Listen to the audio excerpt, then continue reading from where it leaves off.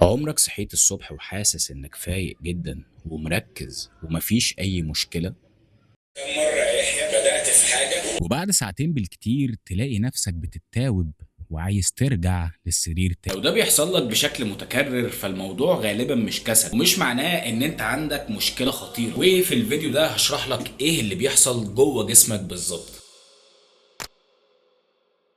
الكورتيزول مش دايما وحش. اول حاجه لازم نفهمها ان جسمك اول لما بتصحى بيبدا يفرز كميه كبيره من هرمون الكورتيزول. كتير من الناس اول لما بتسمع كلمه كورتيزول تفتكر ان ده هرمون التوتر وبس، لكن بقى الحقيقه ان الكورتيزول ليه دور مهم جدا بانك تصحى وتبقى فايق. اول 30 ل 45 دقيقه بعد ما بتصحى بيحصل ارتفاع طبيعي في هرمون الكورتيزول، وده بقى بيساعد جسمك ان هو يفوق ويبدا يومه.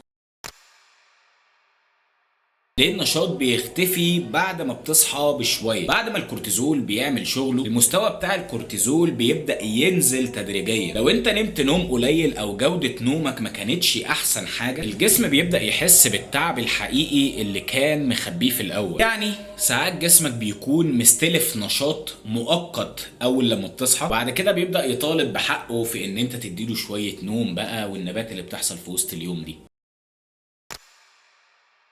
ايه هي اسباب الخمول او الحاجة اللي بتخليك عايز تنام في نص اليوم؟ اول سبب وهو قلة النوم. تاني سبب ان فطارك اوقات بيكون مليان سكريات. لما بتاكل حاجة سكرها عالي جدا السكر في الدم بيطلع بسرعة وبعد كده بينزل بسرعة فتلاقي نفسك حاسس بخمول. طيب السبب الثالث وده اهمهم شوية وهي قلة الحركة. لو صحيت وقعدت على المكتب او على الموبايل بالذات لفترة طويلة جسمك بيدخل في حالة خمول اسرع. رابع سبب وده اهمهم برضو وهو الجفاف. ناس كتير بتصحى وهي محتاجة تشرب مية، والجفاف البسيط ده ممكن يأثر على تركيزك وطاقتك.